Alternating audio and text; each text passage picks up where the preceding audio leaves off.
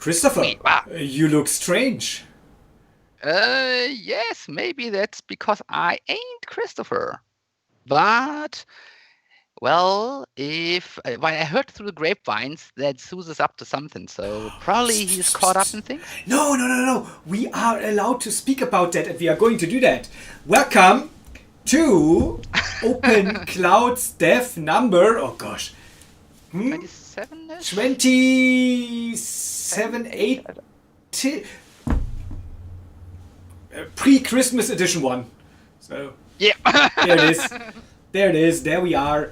Unfortunately, without our dear friend Christopher, this week he is not having vacation. No, he's not. This week, our dear friend Christopher chose to be part of a great thing currently going on, and we are going to talk about that in a few minutes. And he was like, guys, there are things in life that have priorities. And we were like, yeah, see you next week. Christopher, we miss you. We miss you. In case you happen to hear this, wavies. Hashtag free Christopher today. So. Great. Open source, Chris. But it's great to have you with me, dear Dom. Thanks and a lot. It's great to be able to do that, because I missed us last week. I truly missed us last week. But this week we are back for good, back for better, and it's basically, as I was told... I just want you back for good.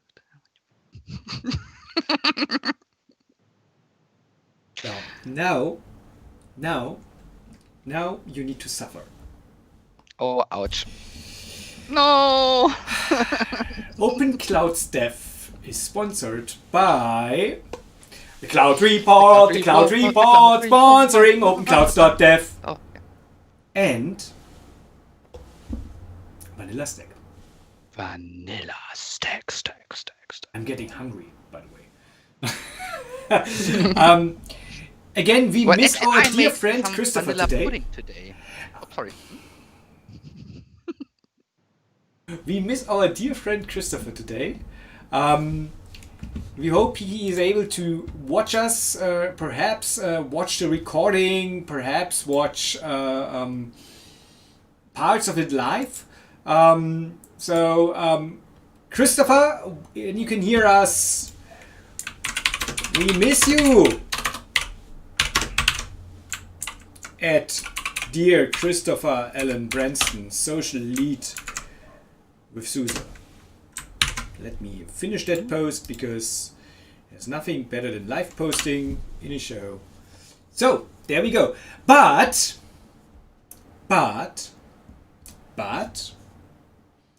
we have a reunion.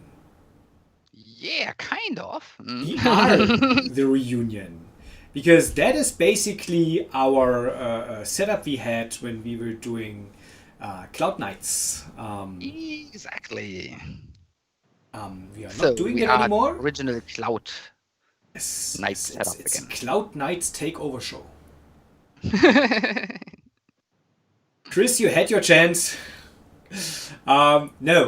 We are going to touch on why he's not here today. Because very, very important things going on over at SUSE headquarters. Because you're not here, Chris, I made this. Aww.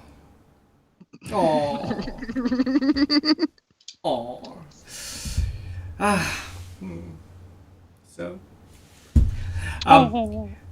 Dom, but you are here. Hi. And it's great to have you here. And you asked me to give you the word in the beginning. To make some statement and make something clear. So, it's your stage, and I mute myself. Yeah, sorry for that. No, the stage now is you mine, need to live so with I that. have some. Well, this is a public. I'll give you like a minute. I don't think I will need that much. Actually, it's just about after our last podcast, there have been some questions or insecurities regarding basically my position in the Open Clouds Dev.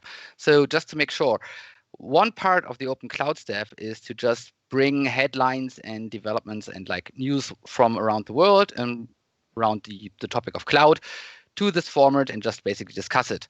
So yes, on the one side, I am a pre-sales engineer for the OVH, but on this format, on the Open Cloud Dev, I'm just me. I'm just Tom Schneider, so I'm just basically talking out of my personal impression, my personal opinion. So last time, I just brought a headline basically for you guys to discuss about. So it was not intended to kind of push a company agenda into this format.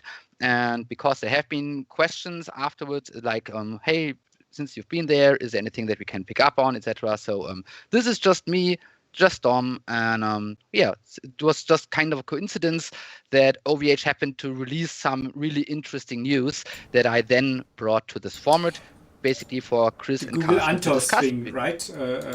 With OVH within the OVH private cloud environment. That was what we discussed, and let me put it that way. It would have been a pity and a bad sign or a bad thing if it would have caused you any kind of trouble, because that is basically not what was intended to. And when I am telling my opinion on something, it has nothing to do with what Dom does. Same is true with when Chris is saying something, then he is speaking up as Chris. And if Dom is doing that, he is speaking up as Dom. Because for us, very importantly, this show is a 3 guys, 3 opinions, and no true commercial messaging show. 3 guys, 1 opinion, huge discussion. Shall we reveal why Christopher refused to join us today? Shall we reveal that? Because it's going viral at the moment. It's not directly related to Christopher, although I would truly like that if it was directly related. No, Christopher is not there today, not here today, not with us today, because the SUSE and the Rancher story is now officially one story. And that's truly, truly great news for our friends over at SUSE. That's great news for our friends over at Rancher Labs. And that is ultimately great news for the market, because I personally feel like there are 2 companies joining their forces together, creating new innovations, creating new opportunities, and at the same time, it gives the market a new push, a new insight. Something new will arise from that, and ideally something new that is perhaps more than just the sum of the parts. And we totally understand why that is important with Chris, and I look forward to next week when he can speak a little bit more about the implications, because I would like him to speak about the implications. I would like him to speak about what perhaps might change for the customers, not unofficial stuff. We don't want to force him into anything like that. More like what he could imagine, what perhaps the vision is, stuff like that. For this week, and it has been announced like 3-4 hours ago by Melissa Di Donato, SUSE's CEO, for this week. We celebrate with them. Truly, I'm truly happy for everyone being involved there. I will raise my cup to this. Congratulations on this great achievement. Cheers to you guys. Well done. Absolutely, and well deserved. I mean, if you look at SUSE's history, if you look at Rancher's history, it makes a lot of sense to have that in place. And frankly, since SUSE is directly targeting, am I allowed to say that name here? the Black Stetson Company or the Black Cap Company. No, frankly, their biggest Crimson competitors Stetson. obviously their biggest competitors obviously Red Hat, and it makes a lot of sense for SUSE to have that acquisition now done, to have and to start integrating Rancher into their ecosystem, into their world, because it gives them a different position against their biggest competitor in the market. Um, so I feel like that makes a lot of sense. That was a bold move. That was a great move. That was a successful move. Because if I recall that properly, like when was it? Like they announced it beginning of July. I feel like when they announced that, basically they were the winner of some bidding competition. At least that's what my sources tell me. And well, again, well done, awesome thing. It's always great to see an open source company succeed. It's always great to see open source companies joining forces, because ultimately the market can just benefit from that. Dom, what is your take on that? Actually, I was just about to proclaim our Open Source Act 2028 again. Do that.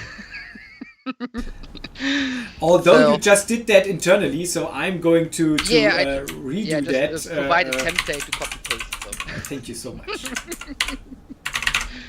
Well, I think that it's for me it's a bit like twofold. On the one side, I think it's a great step forward, and I think it also and improves or basically or proves our idea or what we discussed about the whole open source community and the potential that it bears.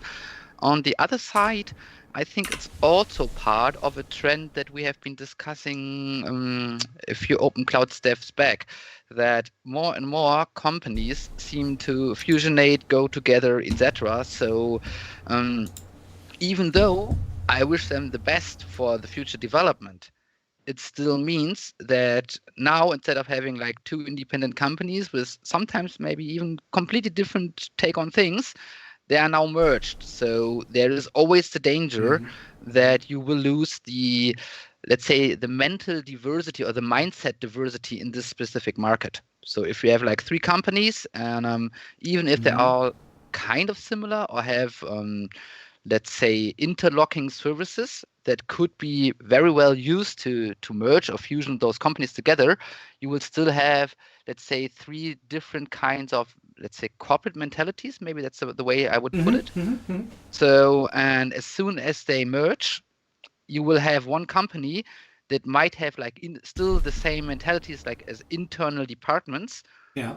But in the end, it will be just one merged mentality on the outside or one merged character or But so. do you feel like that one is going to happen here? Are you afraid that it's going to happen? Because yeah, I read about those things. There was a blog posting by some other cloud native company from Hamburg back then in January, in July, where they basically said something similar. They said, "Well, look, it's great news for SUSE. It's great news perhaps for Ranger, but it's bad news for the market." That's what they said. Mhm. Is that true? Is that something to be afraid of from your perspective? I wouldn't go as far as to say to be afraid of. But I think it's something that you should keep in mind, especially in IT and in the IT infrastructure or in setups.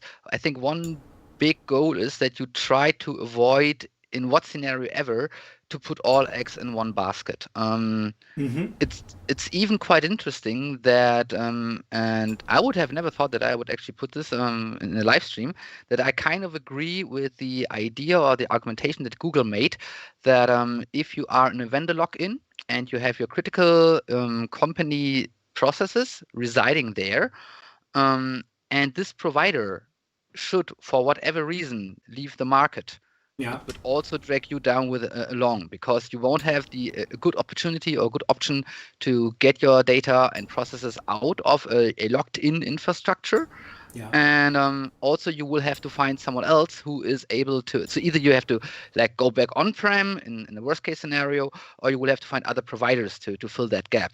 And so having the option to choose between several partners for specific scenarios makes it easier, then or basically makes it a bit more resilient than having it all supported by a single company. But apart from that, also I think it will shorten the ways, especially on the development side.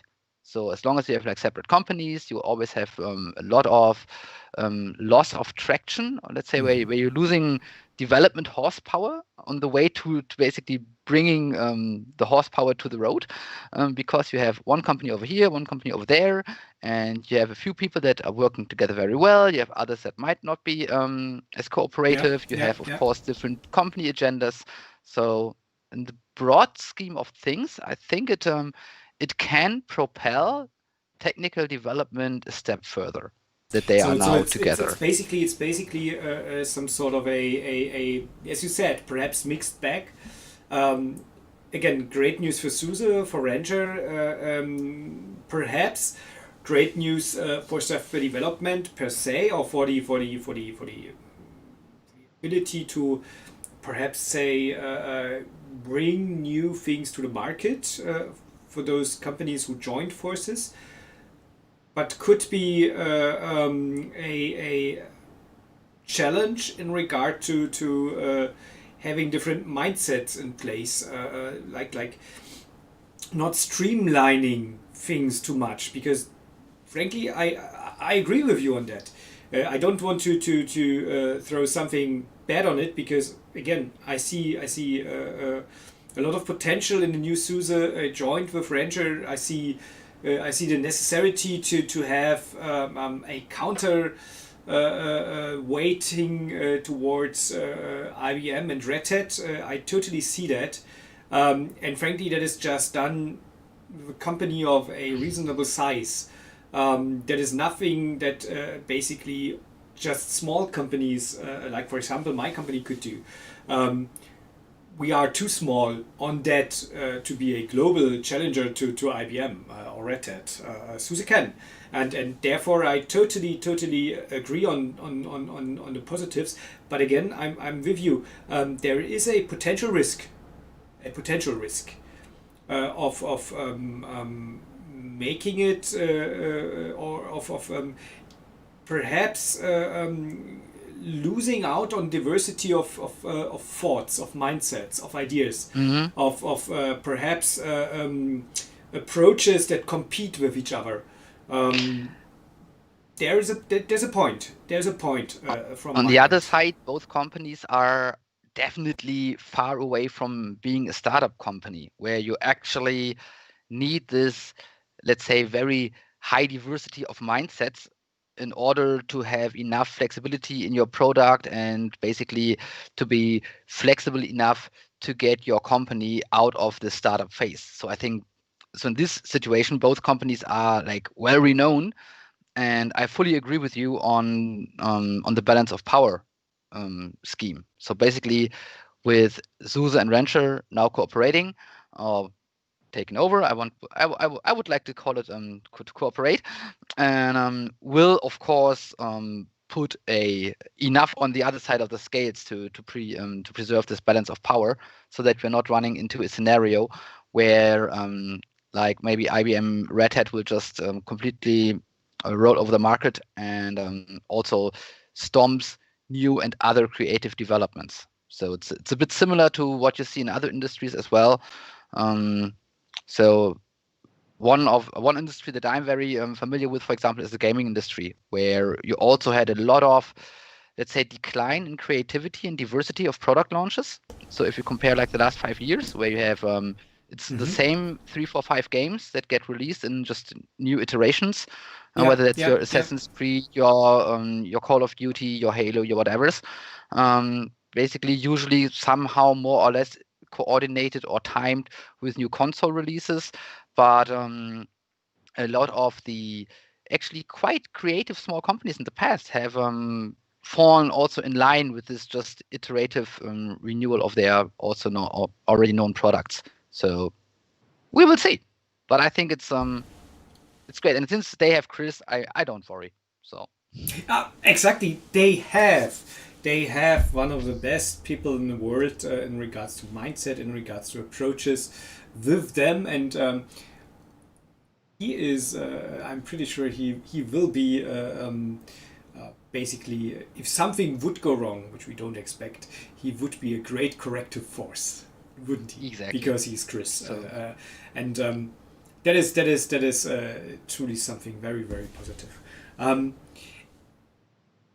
to some extent, what you just said leaves me to a post that some guy I know pretty well created on LinkedIn last Sunday. Shall we read upon it for a second? yeah, sure.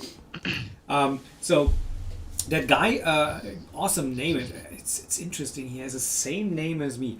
Anyways, he wrote. And let me read that out aloud. So it's Sunday, and while scrolling through my LinkedIn feed and unfollowing people, I repeatedly wonder when exactly did we stop creating, relied on branded platforms, and started being parasites in IT. I think of businesses such as LinkedIn marketeers, IT recruiters, and many software projects who literally just exist for collecting investors' money. None of them do actually create something new or even have a sustainable value proposition in mind. They act as parasites. They just utilize other. Damn it. That ugly spam. I hate it. No, we don't want to become famous. Act as parasites, blah blah blah, even have a sustainable value proposition in mind. Exactly, they just utilize other organizations' work and try to benefit from their investments and their innovations. Don't get me wrong, this is a valuable business model, it creates revenue, but still I wonder when creativity and innovation have stopped being present and when buzzwording and hot air became the currency. So that is basically. I was perhaps give you I give you my mindset when I was talking about that. I'm pretty much on a daily basis approached by recruiters. I'm on a daily basis basically approached by companies trying to sell me some software that is perhaps doing nothing more than just aggregating data that is available elsewhere. And all they do is, to a certain extent, they just do the buzzwording. That's AI, ML, and what have you. It's always the greatest that has ever existed. Now it's very important. You always have to start with the data lake. So Okay, first my of all, fault, you have my to fault, tell my fault, my everyone bad, we start with a data lake, because once my you have bad. data lake as buzzword installed and in their minds, you can basically go the whole bullshit bingo, and then you have the data lake, you have AI, you have ML, you have DL, and yeah. Yeah, I know. And then you have, then you have those kind of companies that do just live in some ecosystem.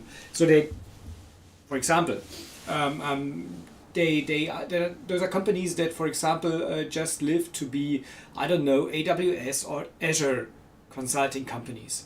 And again, don't get me wrong, and I wrote it that way.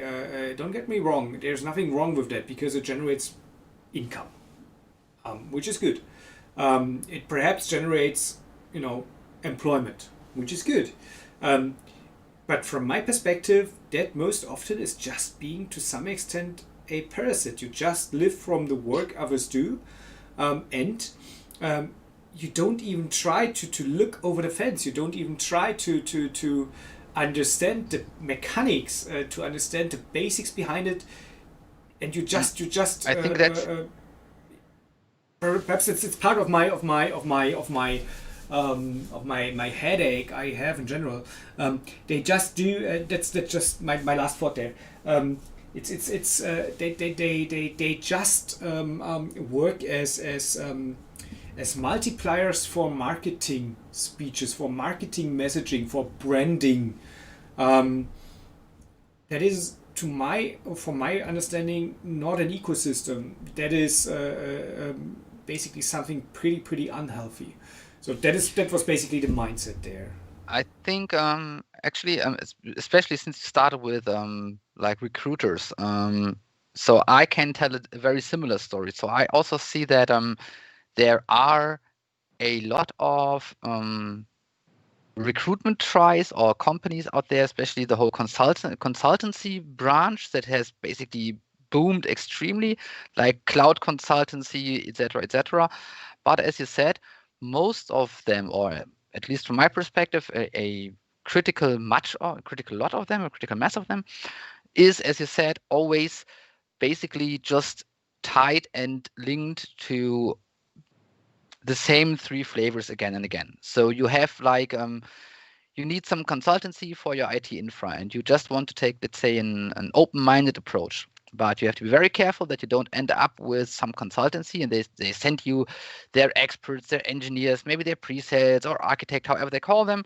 And in the end, it's just like a small company that have gotten their Azure, AWS, GCP, whatever, gold, platinum, premium, partner, shizzle whatever. And so they will always sell you products from the one they're partnered with. So, and I think from a client or a customer perspective, you might miss out on a really objective analysis of the status quo and your possibilities. So it's basically, if you are a hammer, every problem looks like a nail. So if you go to let's say an AWS or a Microsoft focused consultancy agency or Azure in that case, so all the solutions they will provide you will be somehow around their basically the hand that feeds them in the long run. And also one thing that really shocked me was it was about security solutions, that a security provider that is also very good at hardware, and they now also offer more and more cloud-based services. But of course, in order to have the maximum revenue for the least amount of basically development needs, they of course just partner with the big ones. So you can get a really top-notch solution from them. So don't get me wrong, the solution they provide is great, but it only works as long as you are working together with one of the others, like an AWS, a GCP, an Alibaba, or whatever. So I think it's a very kind of biased solution. So yes, you get a good security if you kind of open yourself up for Cloud Act and Patriot Act and Freedom Act. So which is, from my perspective, very problematic. So, and it's, I think it fits exactly what you said. It's this parasitic approach. Like, all right, there are those huge companies that are prone to stay and that are setting the standards. So instead of having the courage to go your own way and to develop something that is independent of the platform, hashtag open source, there we go again with the transparency and the openness, and you change it for providing. It's a bit like you might remember this. What were they called? When shortly before the whole smartphone stuff, you had this bloody broken nonsense where you could download stupid stuff for your mobile phones. And it's basically the same. So you had this Yamba! jingles. Yamba, thanks, that was the name. I was like, Java, no, Java was the headset, but Yamba, exactly. You know, I mean, they are the same kind of parasitic idea. So you have a product, and especially Nokia was very big market hole at that time. So Yamba just created designs, logos, like your lock where screen you logos, could etc., download that would stupid stuff only for your work on a mobile Nokia phone. phones. And it's basically Because the they same. have So you had exactly this kind of solution. Yamba! this jingle, but it worked out in the end because so many people used Nokia. So why should they think about going their own way or provide something that might also work on other platforms? So it would take just much more development.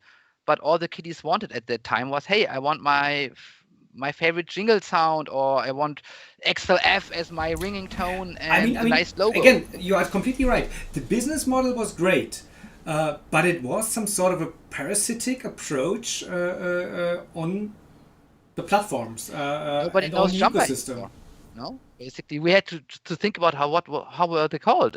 So basically, I think they're still existing in some other form, but this huge boost they had, the moment that smartphones hit the reality, and suddenly I don't have to pay someone else because I can just take an MP3 and just connect my phone via USB to my computer and just push an MP3 over, and I have my ringing tone. So suddenly the whole concept just fell flat. And the moment that and actually it was because it was kind of open source, because suddenly the user was in charge again. So now it's my phone, and I can choose what JPEGs, what pictures. I can take any random picture I find on the net, a photo that I take, and I can take this picture as part of my template.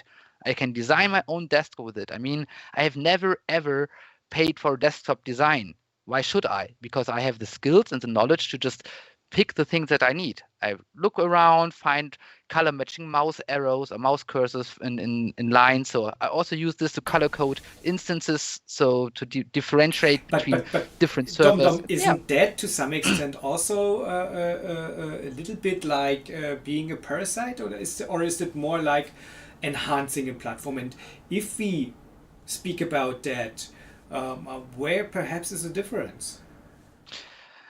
I think it's not as parasitic. It's more like MacGyvering your way around, like being creative and being able to improvise with the tools that you have.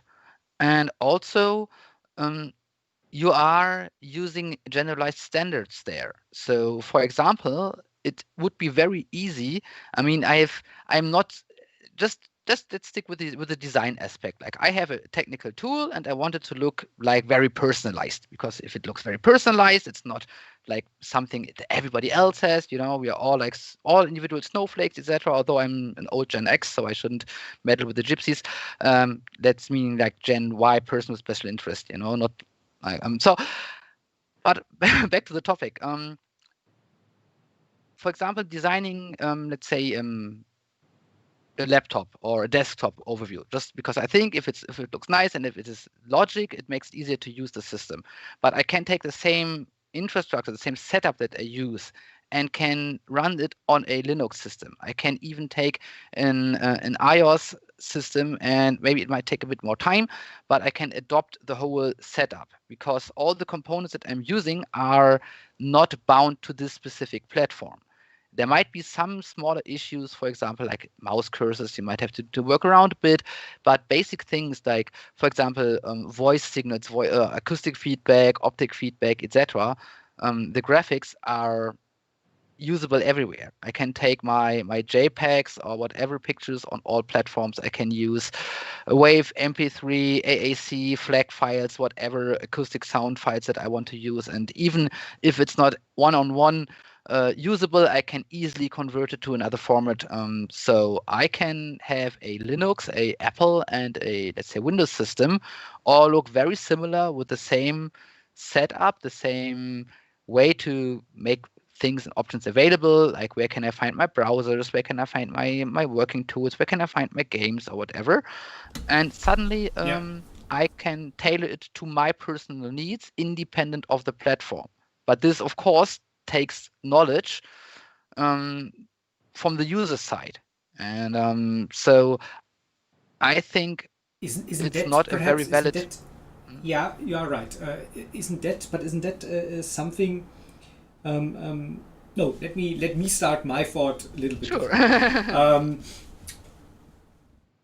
what I see as one major problem, and that is perhaps where to some extent that kind of, and please forgive me if I harm anyone by saying that, where that kind of parasitic thinking comes from, or where that kind of parasitic world is actually living in, is that people are not willing to understand the complexities. They are not willing to look behind the curtain. Um, One thing that I see as a huge and major problem, for example, with the hyperscalers in comparison and in regards to competition with their smaller competitors, is basically that people stop looking behind curtains. People just want to have simple answers.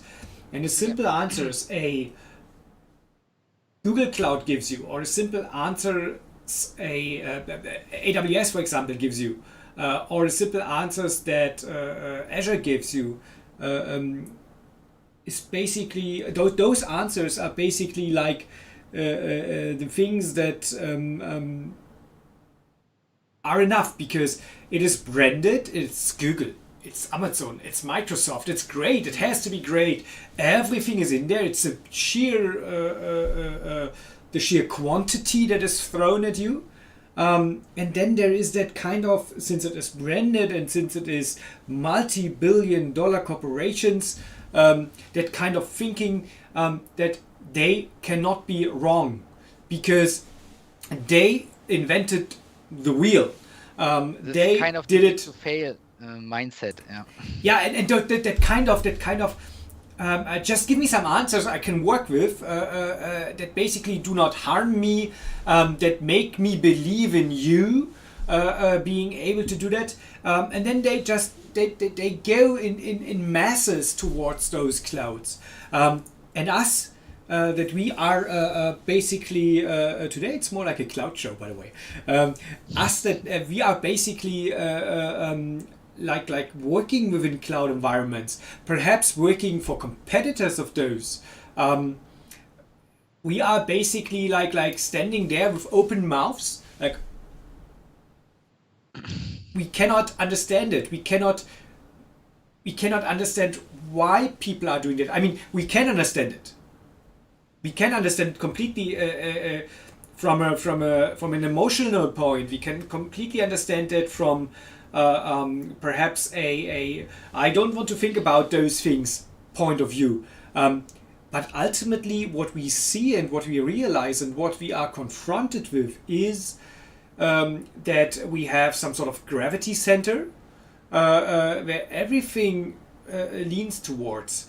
And you ask yourself, why is that? What can you do against it? Because that's ultimately an oligopoly. Oh, hard word. It was a long day. That is something that is basically like 2, 3, 4, 5 companies ruling the whole market. Like 95% of the market belongs to just 4 or 5 companies, or perhaps 90%. So the point is, or my point I want to make is that I see a huge danger in that. Don't get me wrong. There are awesome reasons to move into an Azure environment. The AWS cloud is an awesome cloud. Google Cloud is straightforward one of the most innovative clouds on the market. They are. And it's not like that we cannot see that. But what I want people to do is to make a decision and not just follow some marketing claims and follow some branding. And coming back to my posting from Sunday, basically it's the same kind of mentality that is pushing those recruiter companies, for example. And again, don't get me wrong. There is absolutely a sense of perhaps hiring a recruiter. If I, as a company, perhaps as a major company, as an enterprise, want to hire some leaders for my company, I would rather go by the help of a recruiter. I would rather have a proper assessment done. I would rather have an expert looking at the candidates, because I would perhaps too easily fall in love with them. I would perhaps they would perhaps be able to fool me because I'm sitting in my own kind of world, and once you understand that world, you are easily able to manipulate that. So I would definitely go for recruiting companies on such occasions. But nowadays, like 95% of the recruiting companies, for example, are just scraping LinkedIn, are just working with LinkedIn Recruiter. They're scraping LinkedIn, and also that's just my warning to all you techies out there. A lot of them are also what are internally called the so-called CV shifters. So actually, they are just trying to collect as many CVs from people that they can get, and just basically to ramp up the numbers, so they can say like, I have 15,000 qualified Exactly. profiles, blah, blah, blah. And usually they just spam stuff out. So Yeah. all you tech guys out there, please do not send out your CV on just because someone says like, hey, I got this perfect job for you, send me your CV and I make magic happen. Because no, you should be, but I think most of the tech guys are But on the other either hand, annoyed enough so to just ignore them or no, they are not. They are not, Dom. They are not. That is just a minority. That is the guys that we are talking to. But like most of them are like they even feel honored to be approached by somebody because we should in that regard leave our bubble. We are living in a bubble. You, me, Chris, and some other people. That is basically shaped by being able to be creative. That is shaped by being able to do things, form things, start things, do them end to end. Have a great responsibility and perhaps an awesome team around us. That is our bubble. But if you look at for example, those poor guys, none of those guys are actually earning bad money. Don't get me wrong on that. They are not falling into poverty, but they are quite often working in teams where they feel undervalued, where they feel I don't know, not being treated the right way, and so on and so forth. So they are open on that because it gives them, it gives you some kind of recognition if somebody approaches you. Like, I've seen your profile and you like a perfect match to this great and awesome company that is Also, looking what for you have- exactly you. And But maybe just I Go just ahead. have to add, and especially at this moment, because if you get approached by let's say a recruiter that tells you how awesome you are and the best fit forever, etc., and I think it is also something why people are very prone to react to this is I think right now it's still the case. I mean, I'm in my mid 40s now, so I think that in 10 years or 5 to 10 years this will have changed, but we are still from a generation, I mean, both of us, we are meddling with IT stuff and computers for decades. This of course in turn led to our skill set that we're having today. So it's basically if you do stuff for decades and you're unable to learn it, then you're just plain stupid. So either you get good at it or you just forget it. But on the other side, and that's something that I think many current generation people are not actually aware of. If you started with a computer in the 80s, the chances were very, very high that you had to make a bargain. If I focus my interest or my curiosity on computers, I will automatically have a social backlash. So in the 80s, it was very hard to balance being, let's say, socially integrated and also computer focused, because usually you had a few nerds, because computers weren't as common and as fast spread as they are today, of course. So if you had access to a computer in the 80s, you were an exception per se.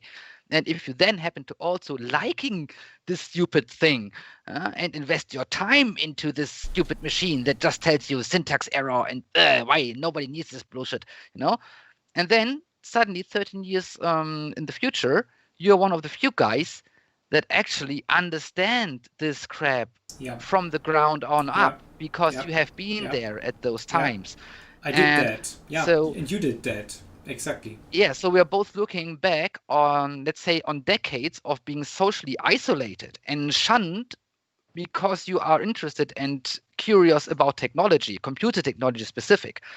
And now all of a sudden, like 20, 30 years later, people approach you and say, oh my God, we want you. You are the perfect guy for our company. And you're like, usually I'm the last one that gets picked on a party, I'm the one that people try to avoid. I'm the one that people forgot that I actually existed in when I did my because you are interested and curious about technology, computer technology specific. All you guys, you're just queuing up, now like, all of a sudden, please share some like technology with us.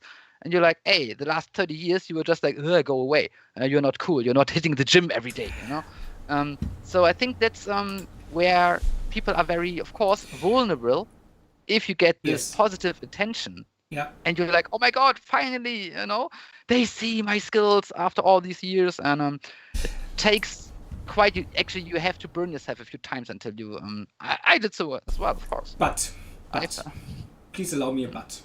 sure. I'm totally on your side, but the thing that basically pisses me off the most is not those poor, vulnerable IT pros. Let me put it that way. They are. They should know what they are getting into. But what pisses me off the most is that there is a market for that. That market is basically driven not by the IT guys per se. They are to some extent the victims. They are played. I mean, whenever they are approached, it tells them, "Tell me what you earn now. We will double that."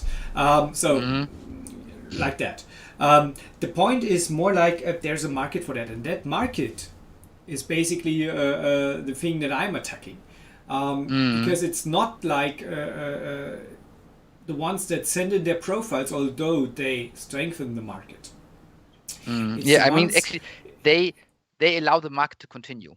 Yeah, but the market is there because there are recruiting responsibilities or HR guys sitting in the companies and not trying to understand how and in which way to approach potential candidates.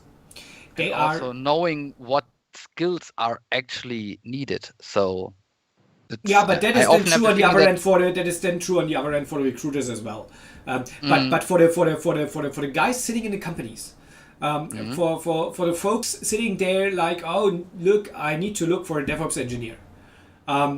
If you guys would do your job properly, your company would save thousands, perhaps even tens of thousands, perhaps even hundreds of thousands of euros, dollars, whatever your currency might be, a year. Because you guys are paid for understanding that. And your refusal to understand how LinkedIn works, your refusal to understand how you could approach, how you could filter properly, perhaps even your refusal to pay LinkedIn like $600 a month for having access to their recruiting tool. Might be it's a K bucks a month. Way too much money, but okay. You pay double, 3 times, 4 times, 10 times the price, and the bad thing is you won't get the right people.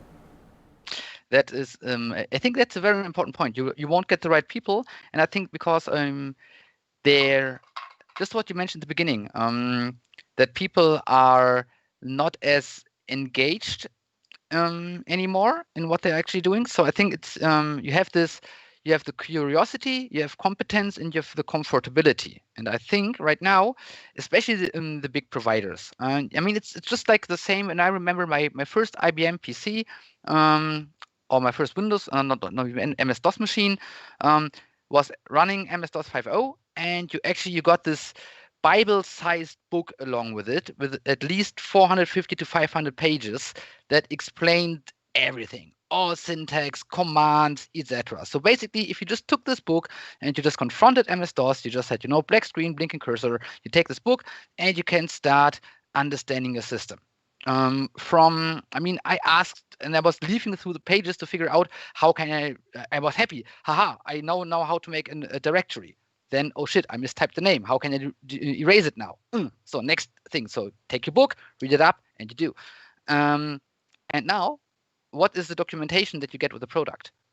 You get a nice flyer that says, oh, congratulations, you just bought a very good product. The decision that you made to purchase this specific product, it's great. You are awesome. You are the best snowflake on heaven. Absolutely. Because you purchased this product. And if the product doesn't work, call this number. And screw you. Screw you, open the ticket, call this number. It's actually, you are kind of kept stupid and you are locked out. Wait. Dom. Are you really kept stupid, or And that is my question. Isn't it You dis- more like you are keeping yourself stupid? Isn't that the mm, problem? Because, well, I from my think, yeah, you're right. perspective, No, you're keeping yourself stupid because you don't want to invest the know-how into understanding. I mean, you I have don't this want with to my set up and raise your know-how. Yeah. uh, so I see this a very lot in especially in the teenagers now. So they, for example, there are these questionnaires like judge your friends. You have like 10 questions. What would you prefer? Chocolate or vanilla, coffee or tea, blah, blah, blah, dog or cat. And you have this typical stereotypes, and then you answer questions, and Dom or then you Chris. exactly, yeah, things like that. And then you answer these questions for yourself. And this is just one example. There are thousands of iterations of it. And then you actually just enter your answers, and then you send the same question to your friends, and they can answer. And on based on the match, like how good do they know you? How correct are their answers? What a Nice thing, stupid so thing. fun. Yeah, but the danger about it, you have these tools, you have these programs, and it's all for free, and it's all on the smartphones. So actually, I see my little sis, and she loves those things, and I'm like, you happen to know that the company that offers you this questionnaire is a Chinese company run by, for example, an Alibaba. You do know, and you're actually, yeah, but everyone in my class does it. Yes, I know. And this is because nobody wants to invest time, effort, Yeah. to Yeah. actually check. They just see, oh, Yeah. it's nice, it's flashy, I can click it. And so we are turned into clickbots. Yeah. And also in the same, in turn, how much data we share. If I answer this questionnaire, I mean, if I do this on my piece of paper, then it's okay. That's just something where I reflect against myself and figure out my interests and priorities. But if I do this on some obscure, and it doesn't matter if it's Chinese or US or even if it's a European, but Yeah. with Yeah. I share this very personal interests and details with some obscure company that offers me this nice entertainment for free, as if companies Yeah. are on this planet to make presents to everyone and They are not aren't. interested. Well, I hate to crack this case to you. They're actually trying to make a profit. So uh, and then you share this with the whole No. class, and this is something where actually I'm quite shocked to see how much information. And I think in the next 10, 15 years, there will be a huge lot of problems crashing down on people that actually just put too much stuff on the web, on the net, on the cloud, through their mobiles, through their social media, etc. And then suddenly 20, 30, let's say they post stupid stuff that is considered to be really great and really cool and really funny when you're like 10, 12, 15, 14, I don't know. Yeah. So, but Yeah. then suddenly you are 25, you're 35, you're 40, and suddenly those things are not cool anymore. So Yeah. there was this very interesting discussion that is now so many celebrities get shunned for stupid stuff they said like ages ago. I mean, if you would take a movie from the 60s or an interview with a movie star from the 60s, you would basically in our current situation, if you just take a literal interview by the words they said, it would be basically you get run into the ground with it because you probably wouldn't be like gender neutral, or you won't be addressing all spectrum of the LGBTQI etc. plus. Sorry, I just don't get this whole abbreviation thing together right now. Um, but you are not, for Yeah. example, But it it, addressing the it, right. it You was might like talk. it was like the right Okay, cool. thing. Yeah. Or you end up in stereotypes of the male doctor and the female nurse or whatever, and suddenly it's, oh, that's sexistic and you can't do this. Or you referring to someone as being black. That's not a black person, it's a person of color. How could you? But it was a different time. So in the context of the time, those persons didn't do anything wrong. They were not racist, they were not chauvinistic or whatever. They were just kids and children of their current present. So, but the internet doesn't age like that. So it takes a snapshot from a specific time and keeps this as it is. And for example, I probably have talked heaps amount of bullshit in my early years. And I mean, of course, I continue today, sometimes even live on stream right now. But if this would all have been recorded for everyone to see, also that I have no control about who has access to all those things. And even if I say, no, it's just for my friends, but friends, I mean, I grew up and friends were the people that the phone number by memory, and I because you gave might them that number, and I exactly. was under the impression that I could share everything with them. Those were Hmm. friends back then. Yeah, I know. Yeah. I know. And We were now young. we always have the saying, friends are those that you can call at at 3 a.m. at night to get rid of a corpse. That are friends, and they will help you get rid of it. So By the way, did we actually look for an alibi for last night? not yet, but we shouldn't discuss this here. So there Oh, are people. oh, oh. But I mean, this has changed so much, and I think if you have this triangle of curiosity, like jumping on everything that's new and being keen about it, you have the comfort and you have the competence. And I think in a lot of scenarios we see that comfort kills competence. So, and I think this is something that we have to be. Frankly, getting comfortable, being lazy is something great, but It drives only. inventions. I'm Yeah, definitely. absolutely, absolutely. When I was working with developer teams, I always told them, be lazy, but be Hmm? lazy in useful and in a way that it makes sense, because um, that kind of laziness, as you said, generates inventions. That kind of laziness tries to understand the mechanics behind it and work with it.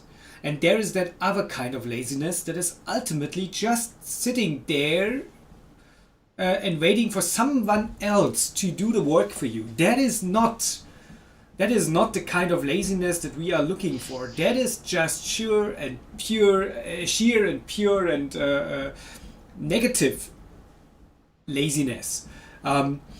And that is basically that kind of laziness that is not the one that is bringing you forward. That is just setting or betting on something because all of the other guys did bet on the same thing.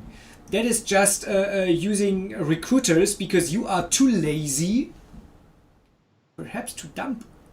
Sorry. To, But to, to, also, to look through it, to understand it. No, one thought. mm, Please allow me that. Um, I'm pretty much on a daily basis working with an awesome team. The days that I'm not working with the awesome team are weekends. But holidays. I'm and the holidays. I'm working with an awesome team, and even that team from time to time is standing there like mouths open to what Microsoft, Google, whatever just did. And they don't give themselves, and that is the problem. They don't give. It's. Please allow me to go back like 10 seconds. That per se is not a problem because we need to acknowledge if somebody is doing a great job. We need to acknowledge, and we want to acknowledge if somebody invents. That is exactly how our industry works. Somebody invents, and some other guys tries to deconstruct it, to understand what is going on there. But the point is, and that is the point I'm trying to make, even my great team, even many other great developer or operational teams stand there, mouths open, and just look at those great companies, and to just admire them for the great thing they just did, and do not take the next step and understand what they did, how they did it, and how we could replicate that.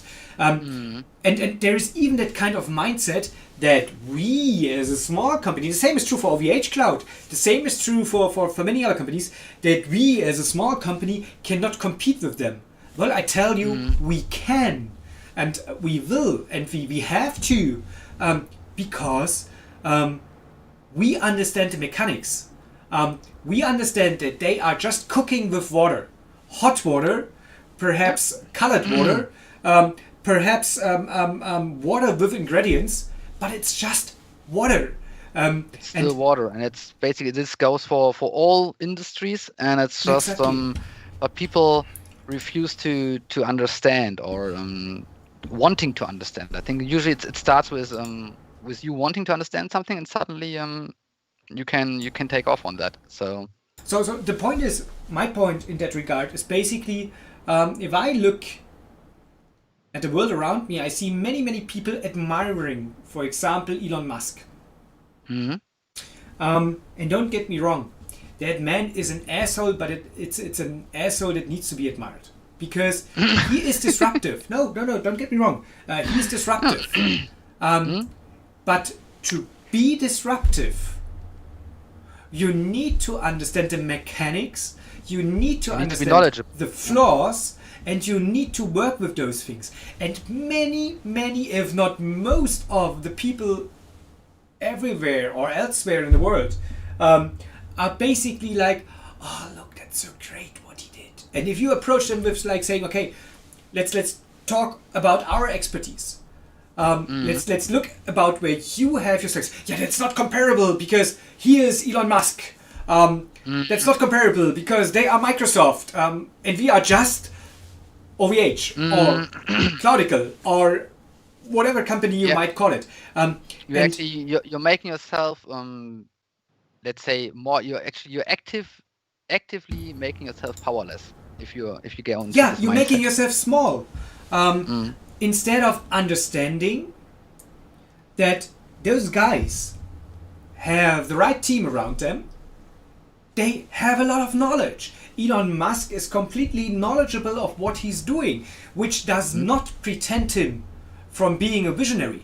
Because with having the knowledge, and that is one other thing that I feel like is very important, with having the knowledge, you can actually start being disruptive.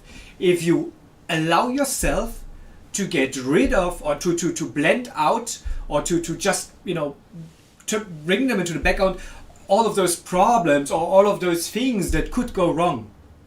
Innovation, disruption, new things to the market, from my perspective, they start with having a knowledge, having Knowledge, and experience. also I think having courage. So Yeah, because to be yeah, disruptive, yeah, you have to. I mean, disruptive, it starts in thinking, so that you have like a different point of vantage on something, but it becomes disruptive the moment you actually put it into doing. So if you have the courage to break out of your shell and say, right, I challenge the status quo, not just in my ideas, but here I've sketched something, I found some investors, or I have a concept, and here, guys, take it or leave it.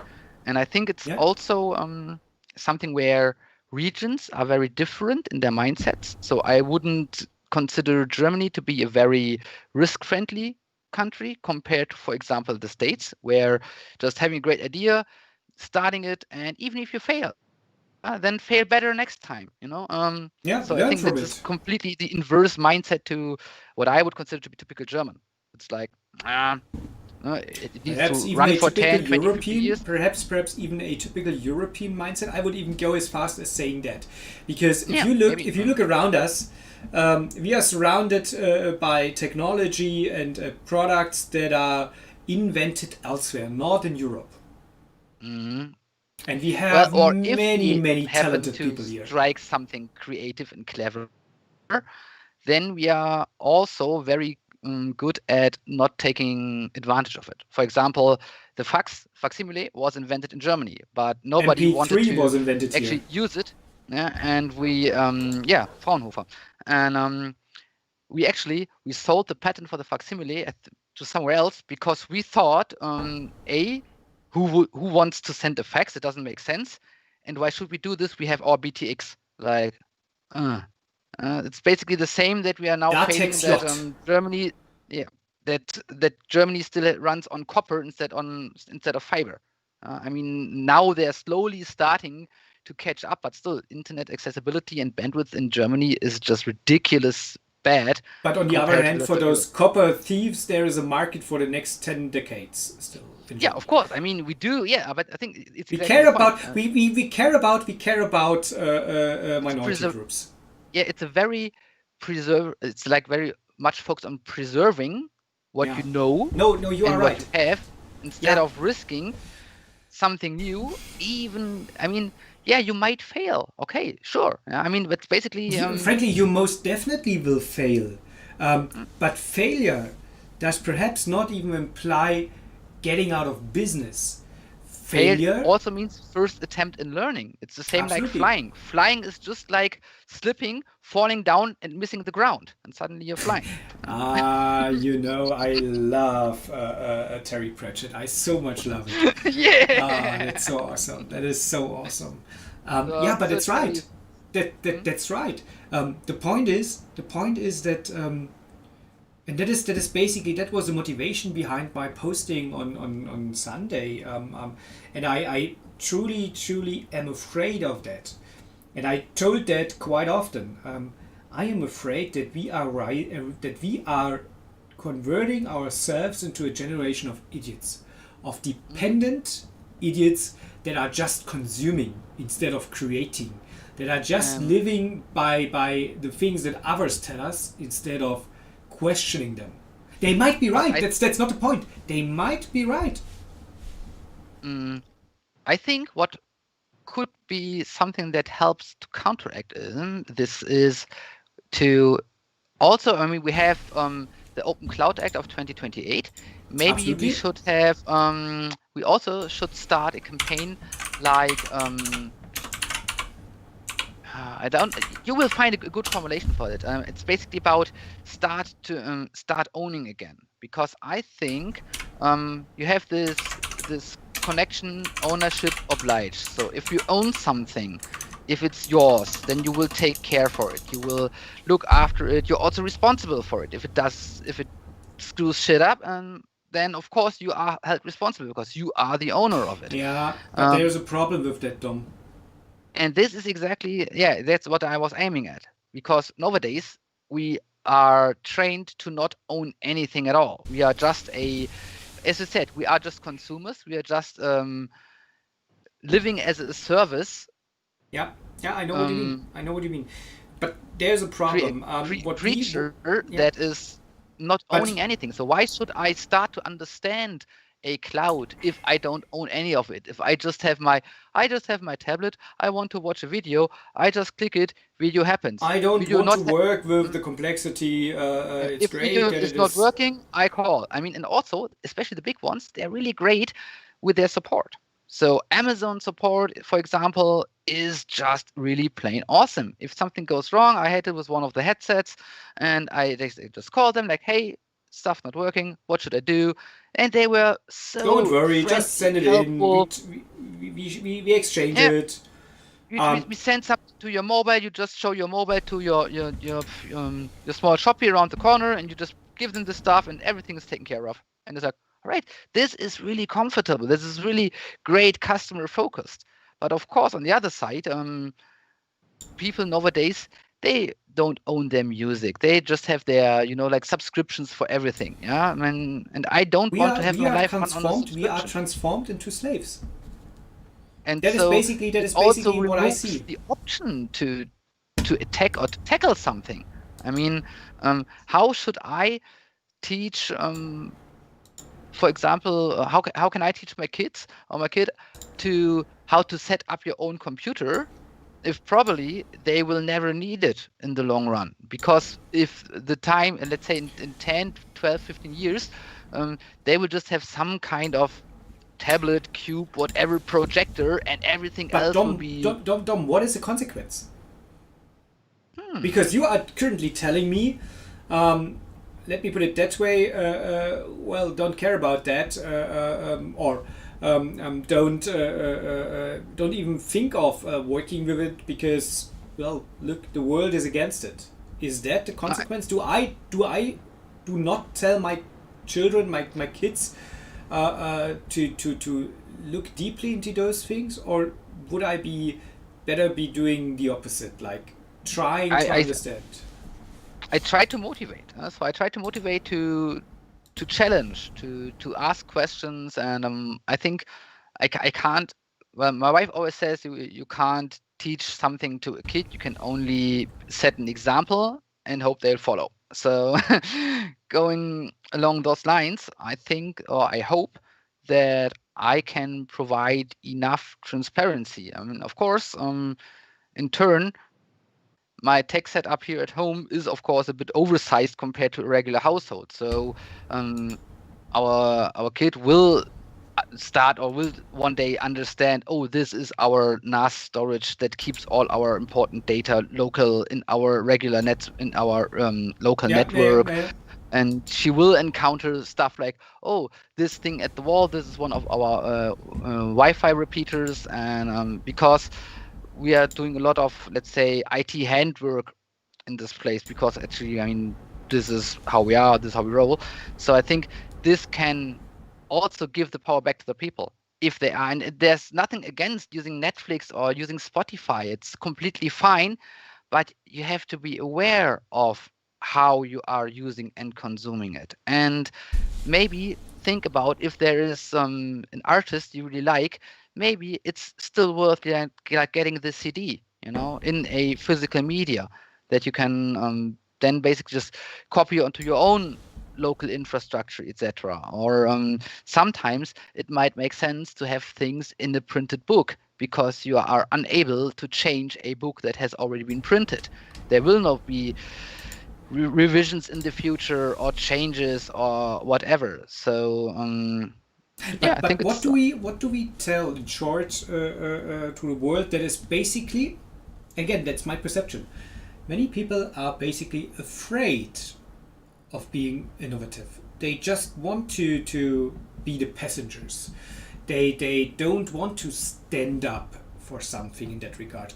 They don't want to take that kind of responsibility because it's way easier to just consume and then to I don't know, hack on those other guys that did it wrong, to just point on them. What do we mhm. tell them? Hmm. Have courage again. I think, and also, I mean, it's hard Have to courage blame them for again. anything. I Yeah. mean, people people think, for example, Jameson. It's because I have this Irish flag here, and Jameson, they have this quote on the bottle, "Sine metu," without fear. Um, so maybe people should become a bit more fearless, because we are told that stuff is complicated.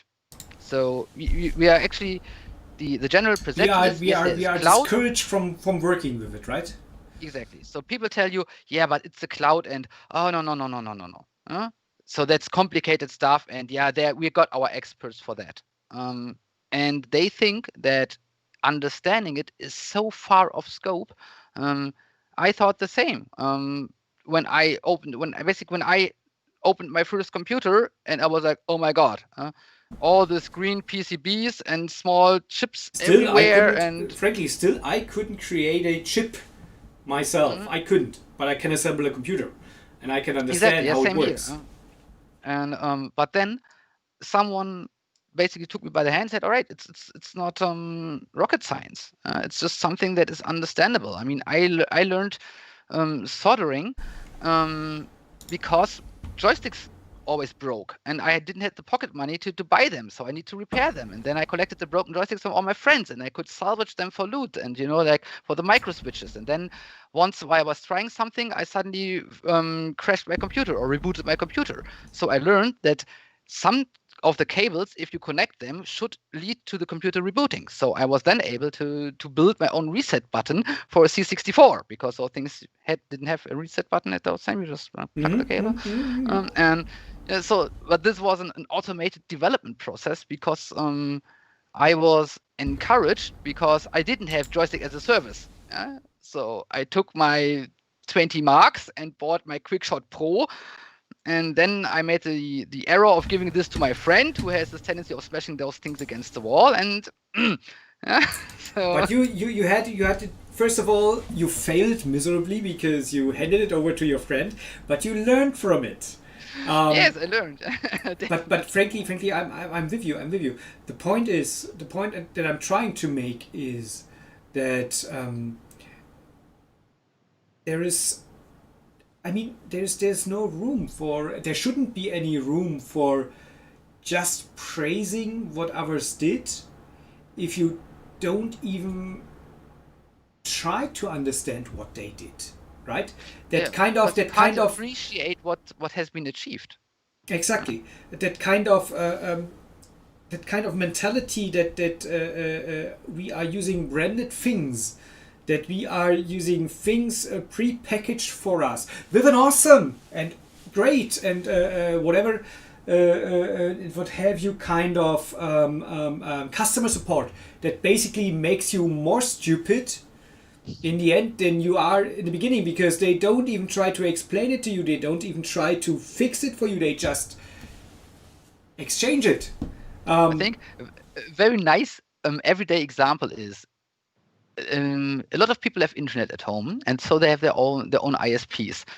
And I think whenever I have an issue with internet, and so I call my ISP, and probably you will have exactly the same scenario. So you call them, and now they start with this really stupid first level solution bliat, and you are like, all right, I will not go through all the steps, because when I call my ISP, I have done my analytic work with my on-prem setup. So I've checked the routers, checked the patches, checked the cabling. Basically, I went through all this shit. And because I couldn't get the stuff fixed, that's why I call them. But of course, others are not as tech savvy. So usually, I will start with like. But they don't, Dom, they don't encourage you to look for things. I was Of course watching. I not. was No, watching. they want to keep you stupid. Yeah, I was truly. That's truly the truth. I was watching a movie, a video by Linus Tech Tips the other day. Nice. And they do that. They do that occasionally, like every 2 years. They buy a computer from some vendors like HP, Dell, and some smaller ones, and they test their customer support. So they break things. They remove the RAM, or they weaken the RAM. Yeah, they just stuff like that. pull it up on one side so that it doesn't even Exactly. connect. And it is truly interesting. First of all, they document the buying process, and then they document the support process. And it's truly, I'm missing the word there. It's more like I was watching that like, really?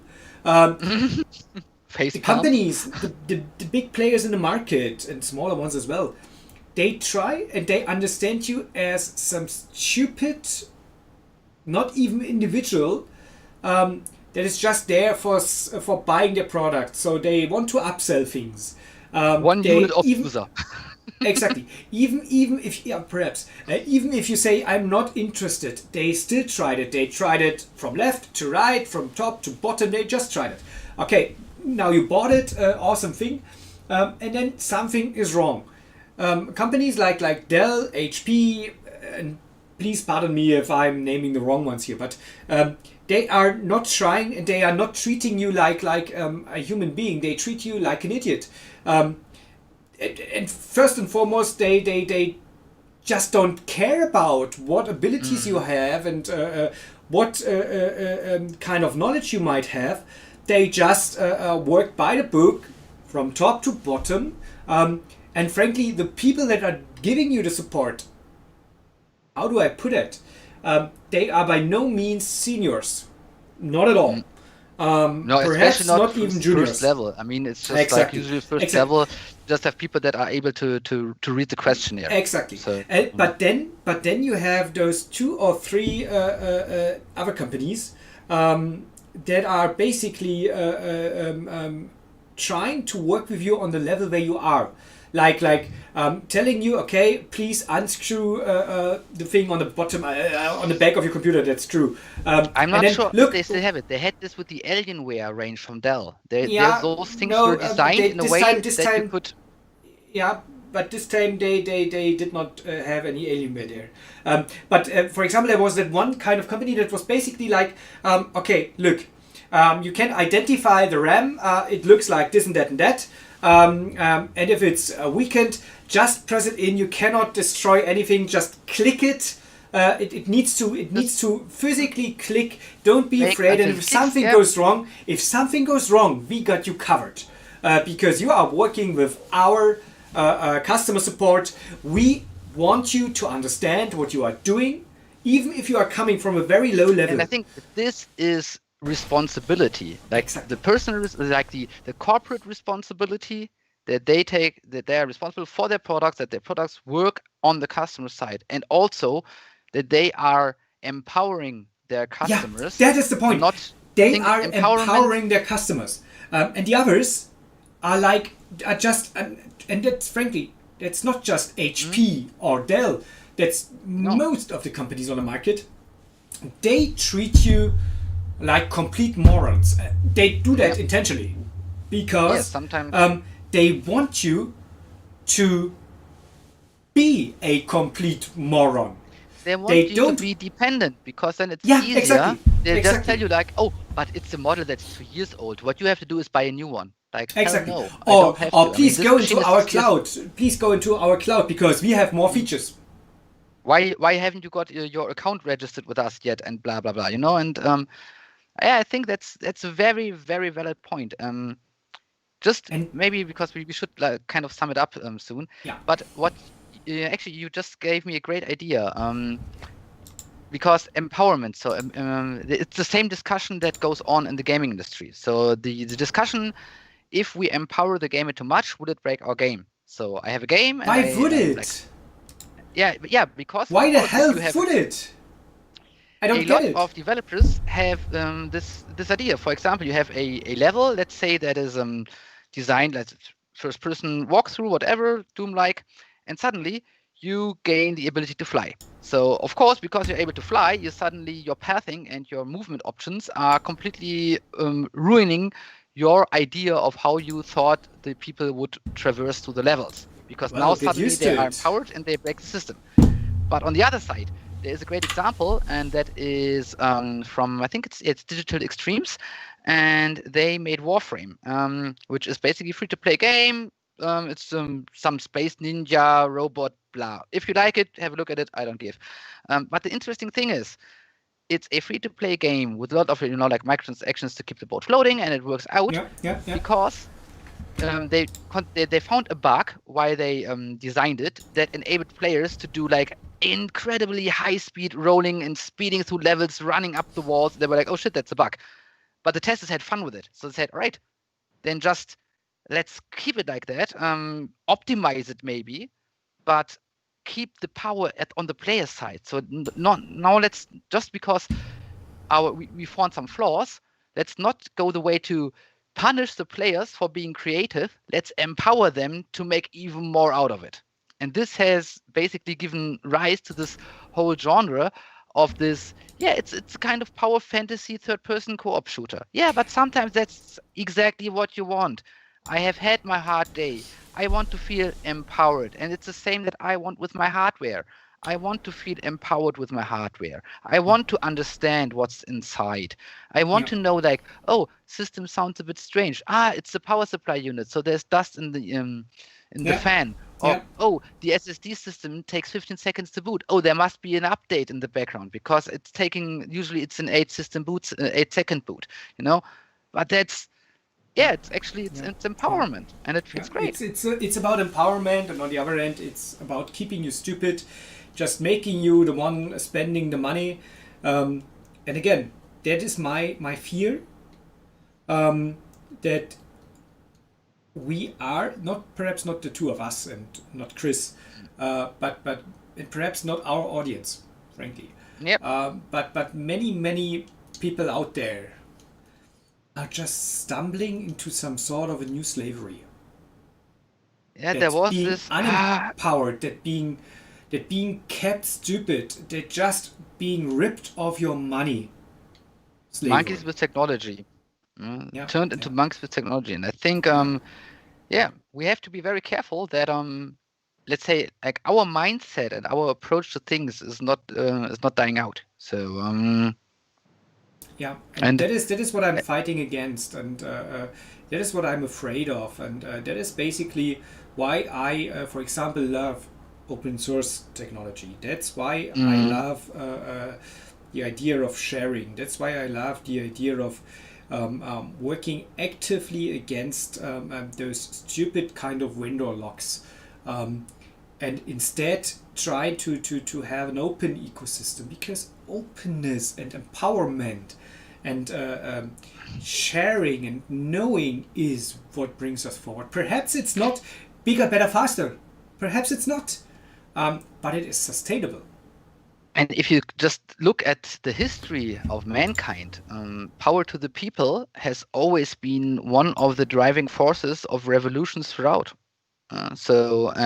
If we keep disempowering the people in the broad scale, especially on the tech side, where we in the same turn ramp up the necessity and reliability and dependency of tech, Yeah. so then you will basically you are steering towards the next kind of revolution or the next big clash where people will take back the power. And basically But we I will outlined this in decide our being future part of cast. it. I will decide being part of it, or just being a passenger. And frankly, I'd rather be a part of it. I'd rather be in the front line there. I'd rather get hit by the backslash instead of just being amongst those that are just consuming and that are just, don't know, uh, that are not knowing, that are not willing to know. I don't say that I know everything, not by a very, very far margin. But I'm able to explain things, and I can do that because, as you said, we were walking through the muddy regions. We were Yeah. learning things the hard way. I programmed Java when we did not have any kind of IDEs back then. I did Mm, compiling by hand on command line, and I miserably failed, and I hated it. But mm. I kept going. I made my mistakes. I made many mistakes on a human level, on a knowledge level, on the doing kind of level. But But you um, learned. I still do. I learn every day, Never and I stop try learning. to Yeah. reflect. Yeah. And again, I'm totally aware of my mistakes, of my shortcomings, of what I do wrong. I'm a harsh person. I'm a not so social person, although it might look differently. And perhaps I'm an asshole. I totally stand with that. But I don't want to limit myself to what other people tell me. I simply don't accept that. It's by no Exactly. means saying that they are not right, but I'd rather be able to understand whether they are right or not. And I'd rather be able to make a substantial decision and not just a decision driven by marketing, advertisement, and I don't know, just this small, little, warm, comfy nothing. I'm so happy that I could avoid the whole Black Friday, Cyber Monday bullshit. I did so as So well. the only thing that I actually purchased, and when I wanted to purchase, it was already out of the Black Friday sale. I bought myself an iron cast cooking pan because now that we are three, my old pan is just not big enough and it's too shallow. And I love cooking and I'm also quite proficient at it. So for basically the whole year I've been thinking about you need to get a bigger and a good pan. So in the end, I got Yeah, myself an iron cast pan. It's great and I love it. It just arrived today, and yeah, awesome. it just was a regular like small price advantage, but I'm so happy that I mean just the amount of spam I received, like on all devices, everybody yelling at you, you have to spend money because it's Black Friday, it's Cyber Monday, it's Yeah, yeah, whatever. yeah, And uh, yeah. Yeah, I totally see that. I totally get that. I'm totally with you there. Um, Again, you can buy things, but make sure that you know why you buy them and not because somebody tells you to do that. you Yeah, can defeat marketing with two simple questions. If you get shown a product or service or whatever, ask two questions. What does it do? How well does it do it? Defeats everything in marketing. So if it does it get the job done in a good way? If so, valid product. If not, go to hell. So, quoting John Kennedy here, who has actually put this as his motto whenever he goes shopping. So, and he explained this with buying a pair of trousers. And he went into an army shop plus and said, all right, these are trousers. What do they do? How well do they do it? And then Yeah, it gives you perspective. It gives you perspective. But you need to ask those things, and you need to understand. and you are a user again and not a consumer anymore, because you ask about how to use it, what this can do, and you're not just how cheap can I get it. Don't be a consumer. Let's stop. I mean, remember the movie Tron. The user. He was the user. He was the one in power. He was the one in charge. Exactly. Although thrown into this stupid scenario where he had to fight to survive, but he still was the user. Yeah. So people out there become users again. That's a great closing remark. Let's stop it here. Chris, we miss you. We want to see you next week again. Next week I will be on holiday because, rather, the moment we are streaming, I will probably be still traveling. So next Tuesday I won't be around because I don't think that connection while on train works out.